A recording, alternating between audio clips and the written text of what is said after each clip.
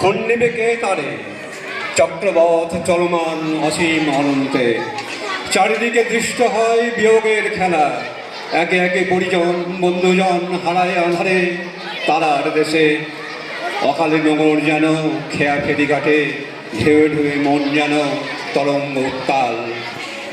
এতদিন সকলে মোর গান ভালোবেসেছিল, আজি ভাঙা কণ্ঠ কর্কশ অতীব। প্রয়োজন ফুরালে যেমন মদহীন কর্মহীন রূপহীন হীন সর্বময়। তবুও দূত নববসন্তের ডাক দিতে মুখরিত কুহুরব ভুলে ভেদাভেদ তোমাদের আপন ভেবে গান গেয়েছিল। এতদিন সে পাখিও যেন আসিবে না আর পরের বসন্তকালে। রয়ে যাবে মনস্তাপ তোমাদের কণ্ঠ থেকে আর কিঞ্চিত মধুর আওয়াজ।